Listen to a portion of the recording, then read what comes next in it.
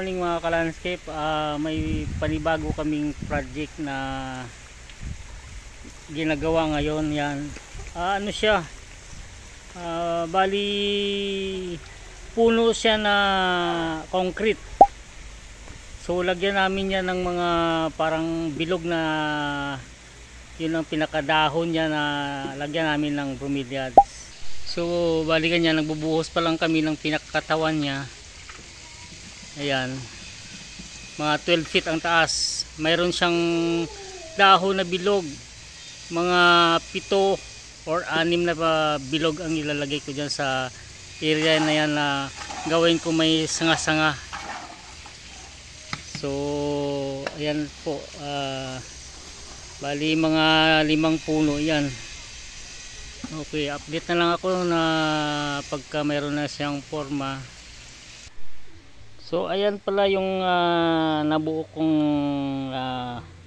binilog ko na bakal. Diyan ko ilagay yung bromeliads.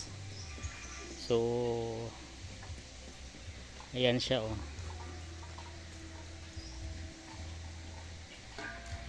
Sige, sana maganda ito. Day 2.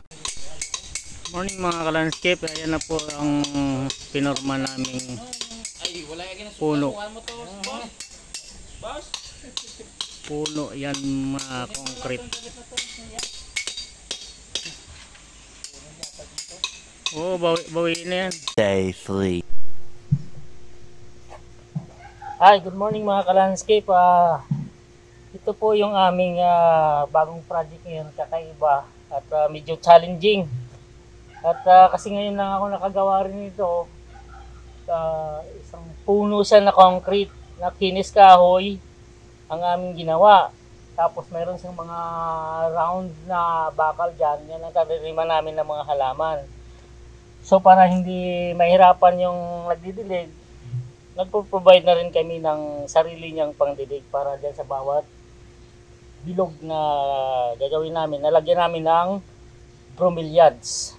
So let's go. Mag-start na ako ng connection ng mga PVC. Okay.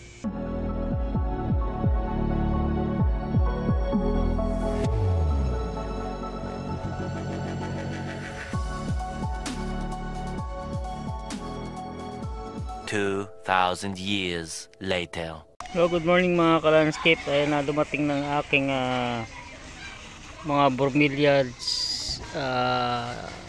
Ayan, sinisit up na namin. So ayan na yung kinalabasan. Tatlong dahon pa lang ang nakabitan. So ganyan pa lang yung itsura niya ngayon, oh. Medyo talagang matrabaho ang ganitong klaseng setup ng landscape na ganyan ang forma niya. So yung materials namin dyan, bromeliads, tsaka manawag kairo, tsaka yung concrete na puno. Several days later. Hello, good afternoon mga ka-landscape. Ito na yung pangalawang puno na ginawa namin. So ayan, sinisit up na ni Tampuhaw yung bromeliads. So ayan na yung forma niya. So ayun na nga. Yun na nga. Nangyari na ang nangyari. Ayan.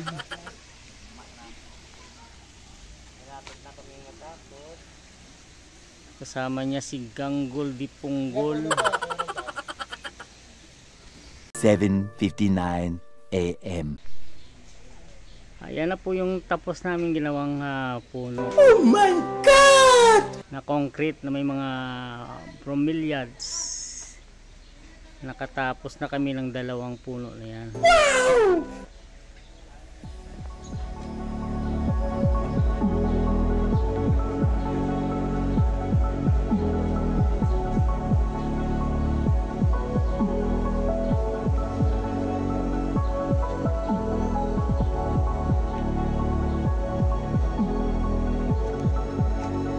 Yan po yung forma niya.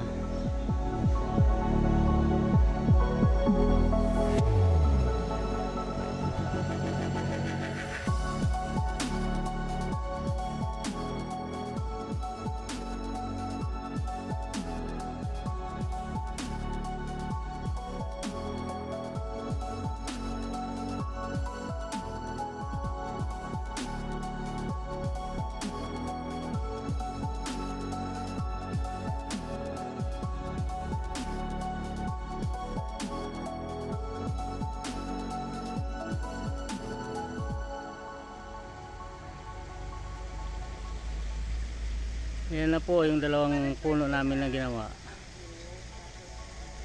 Babu.